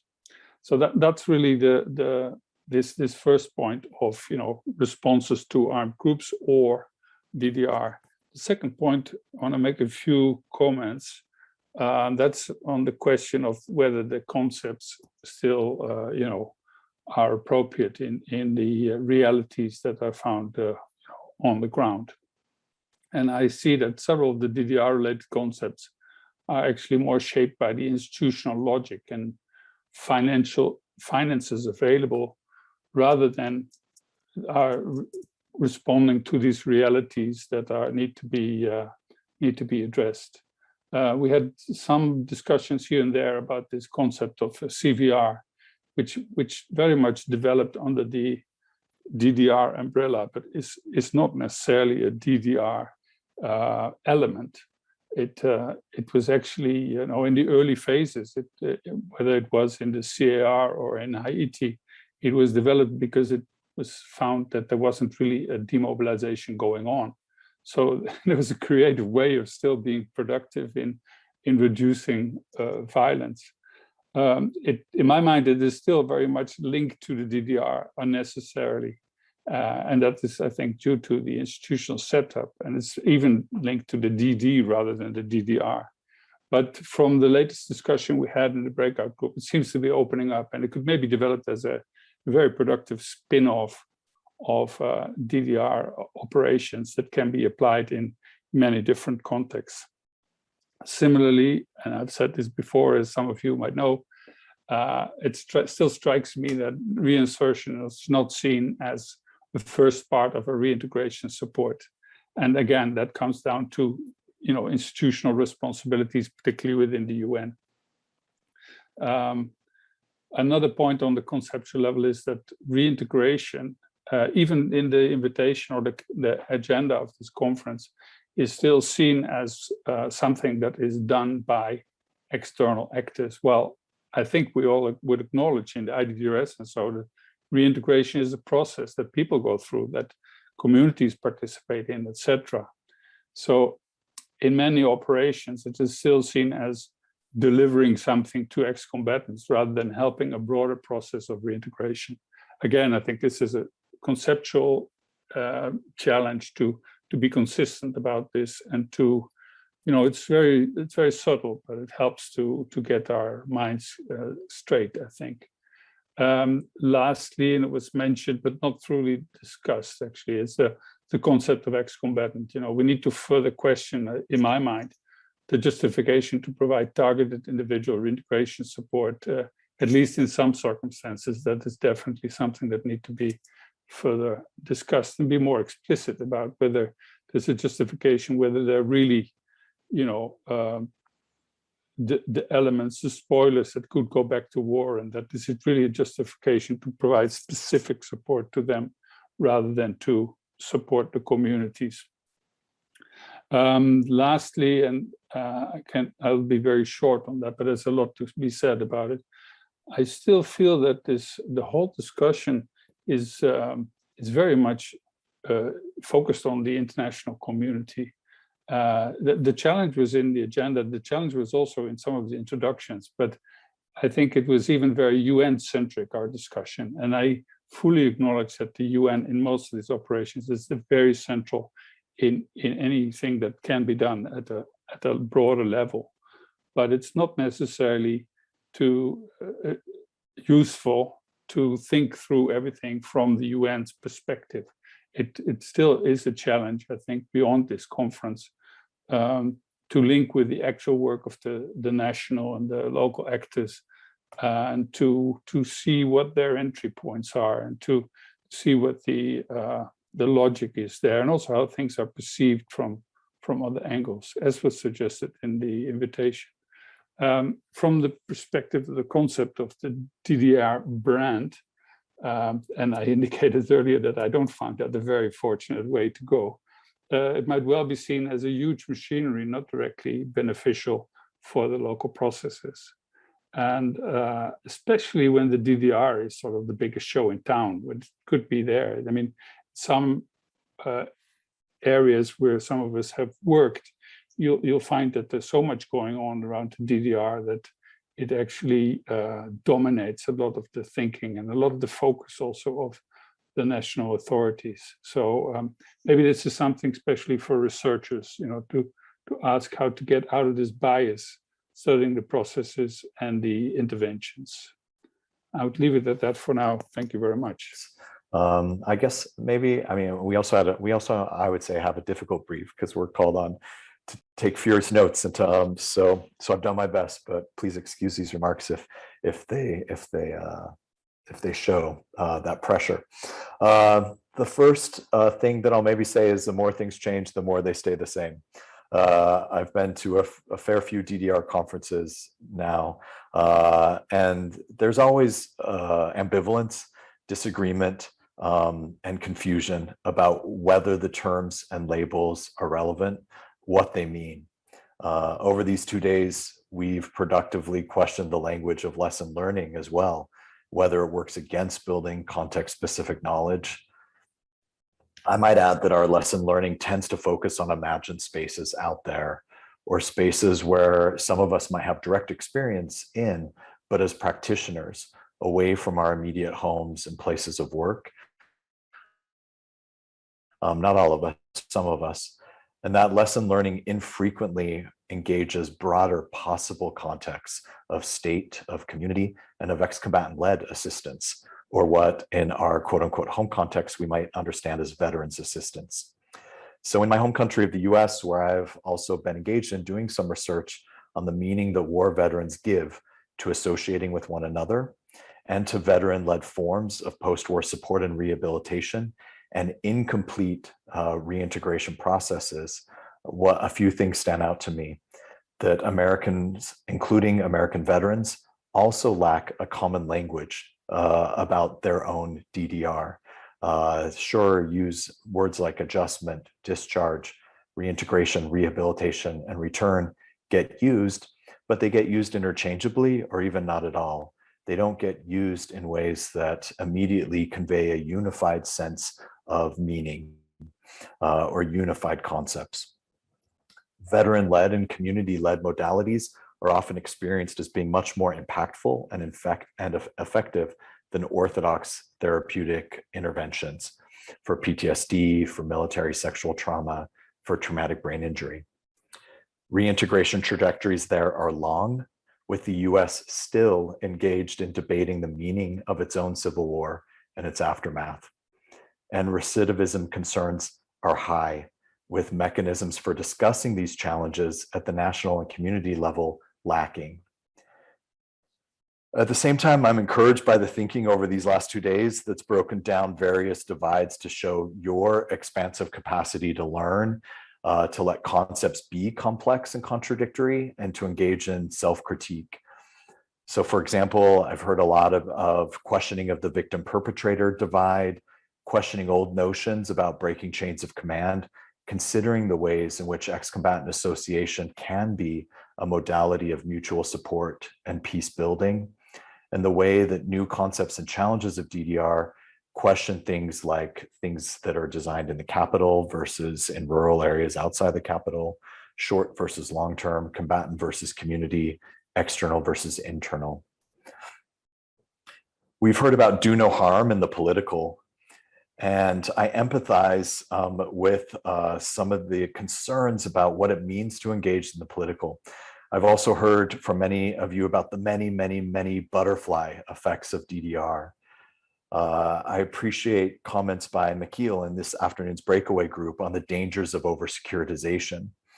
Other comments led us to reflect on over-securitization in various contexts of ex-combatants as perpetrators and threats, of relying overly on security actors to carry out DDR functions when those actors might be the very ones threatening ex-combatants and communities.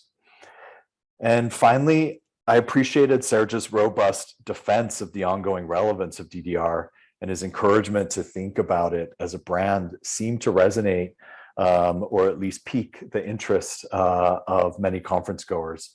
It's a seductive metaphor, right?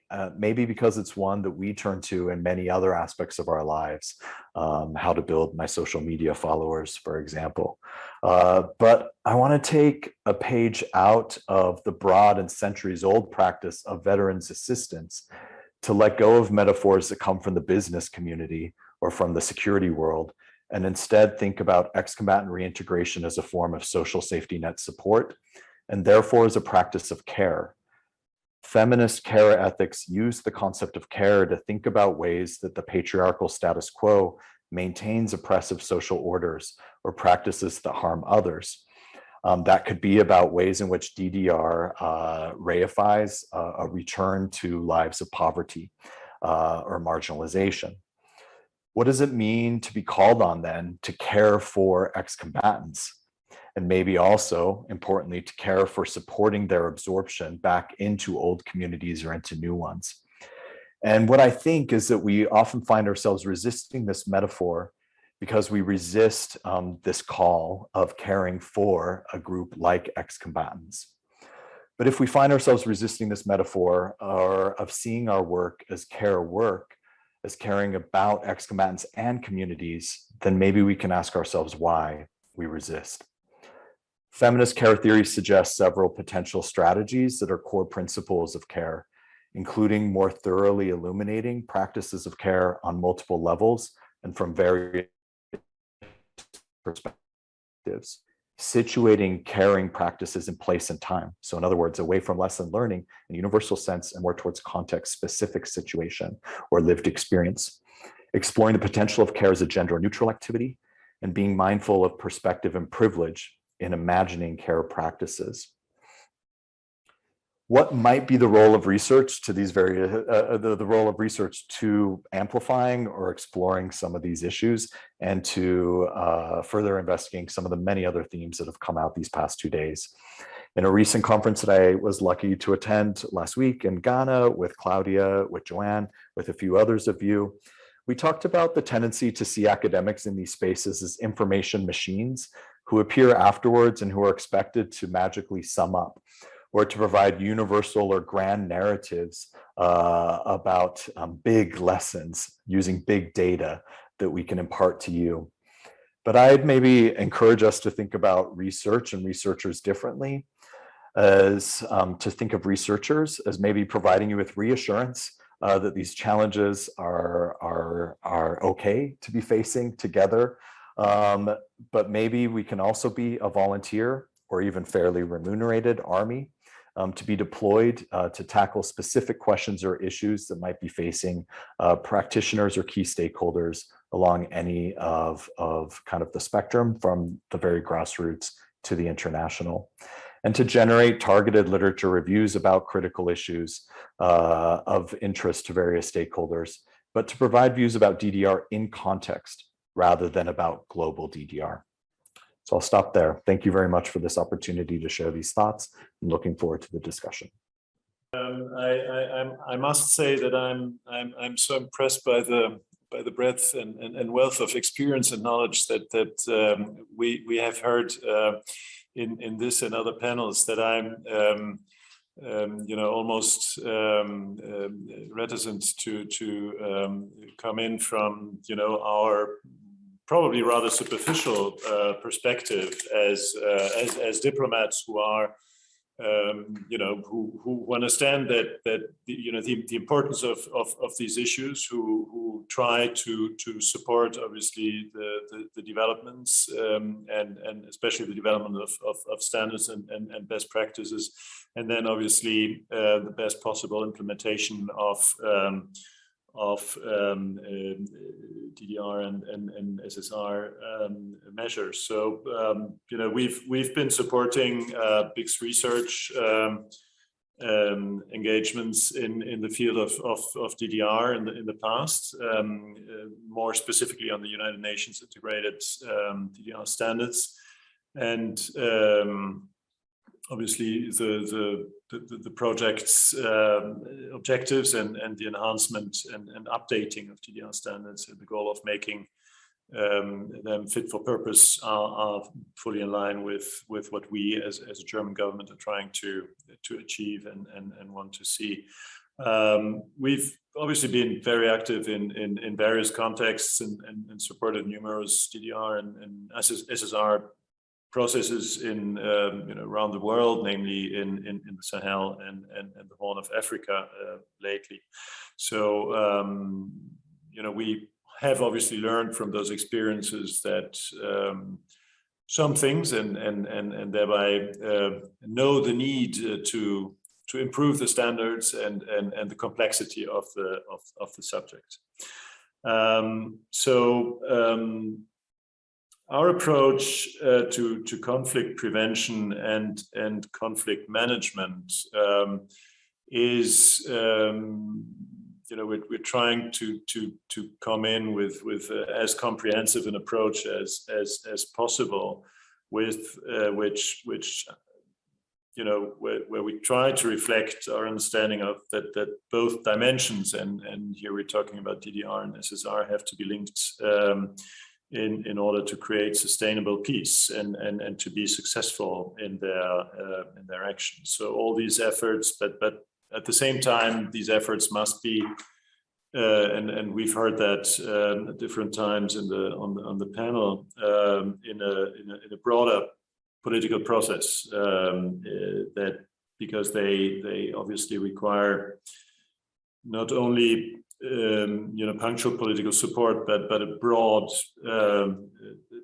engagement of all stakeholders involved. And I've personally had the opportunity of following the demobilization process in Colombia with the FARC, which came without an SSR process, and which came in a very polarized political environment, and clearly the challenges that derive from such a lack of broad political support for a DDR process, and are obvious and have been described by many of you in the past 2 days. Transitioning from armed conflict to peace, again, calls for all actors to be included, and for broad ownership from the whole society. It requires efforts that consider the context-specific needs and create community and context-centered approaches on top of the national support for the process. Of course, ex-combatants and their needs for economic and social opportunities have to be at the center of a DDR process, but of course also their communities. And depending on local dimensions, political or societal, you will have to always consider who else might need to be integrated in the process to avoid creating new tensions by our action. Of course, standalone DDR process will not provide for sustainable peace as such. In the broader context in which a DDR process must be embedded, security sector reform, governance are preconditions for the success, and very often, probably not always, but very often only a DDR process that is accompanied and linked to an SSR will allow societies to create lasting solutions and build a lasting, peaceful future for the disengaged or disarmed combatants. Which again calls and many of you have described the importance of context-dependent approaches that of course need to be conflict sensitive, both in the SSR and the DDR concepts. So to put it short, there are no one-size-fits-all solutions. And the understanding of the complexity of the issue is also why Germany has been strongly engaged in supporting research and making expertise available in all stages of conflict and in different regions around the world on these subjects. So we will continue to remain engaged in those processes, and again, we are on the listening side of your expertise, And I would really very much like to thank you for sharing your knowledge, for working on these important subjects, and sharing the expertise and feeding in to what we as a government then are able to support and hopefully successfully support in these kind of processes. So thank you very much for this.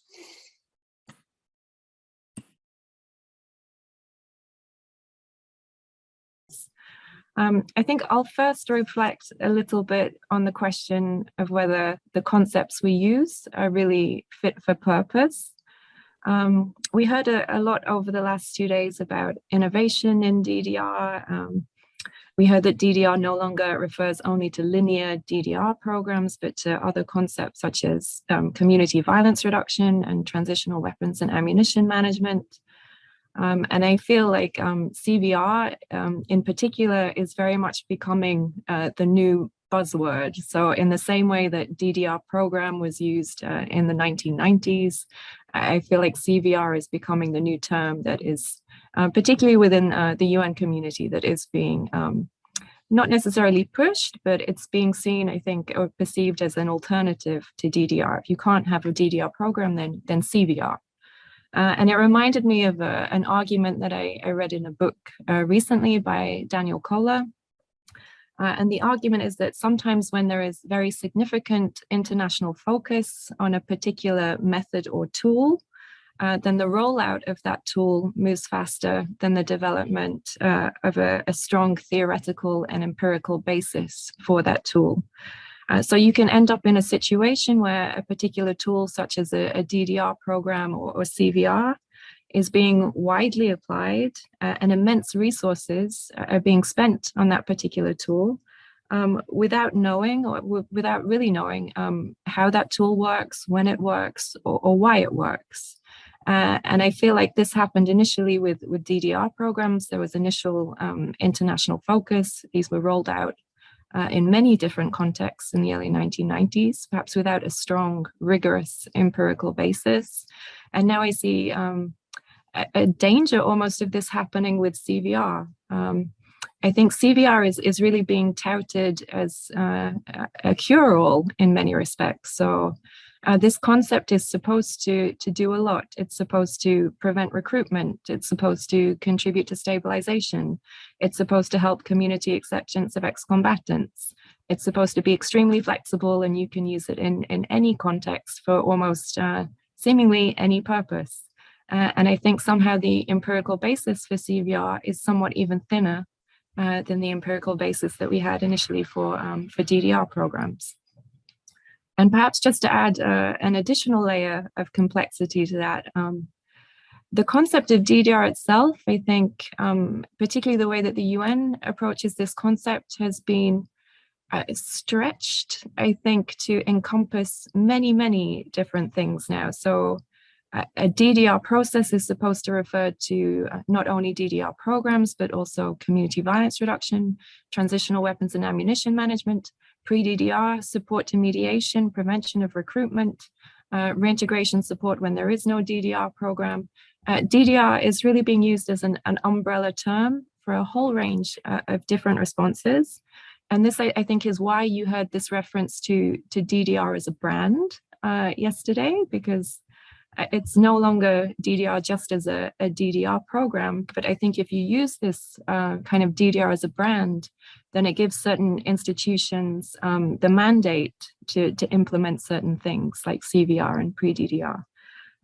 So I think I find it harder and harder to say that the concept of DDR is fit for purpose, because in all honesty, I find it harder and harder to pin down specifically what this concept is, now that it has been kind of stretched and pushed and pulled in lots of different directions.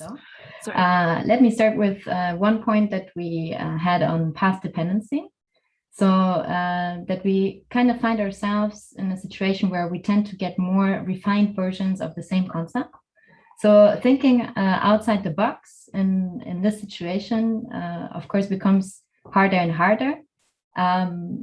So yeah, that's a crucial point of path dependency. Then also lessons learned, the question of how are the lessons learned. I think there was this one prominent point on what have you learned after 25 years of putting together lessons learned, and it has not been incredibly helpful. So the question of how is this this knowledge generated, and how is it packed, and how is it disseminated then into in a way that it can be really useful. And I think a very good point that was linked to that is the question of the need for evidence-based analysis and also assessments. But then again, the question, okay, do we end up in a never-ending cycle of assessments? So also here the question how we can triangulate, let's say, lessons learned, evidence-based analysis, and then how do we feed that knowledge that is generated back into the system. And I think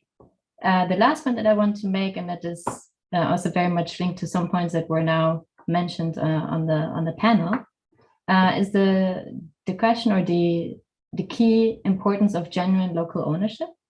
So the importance to consider local knowledge and voices, and also the question of where to look for innovation. And I think that was made, that was pointed out very prominently throughout the 2 days, that instead of, for example, like looking very much at a process or the international community for that innovation, to kind of also turn to look at the context where we work, and to focus on what is strong in these contexts, and also make use of that local knowledge that exists, not only let's say in local communities, but also in universities, private sector, etc.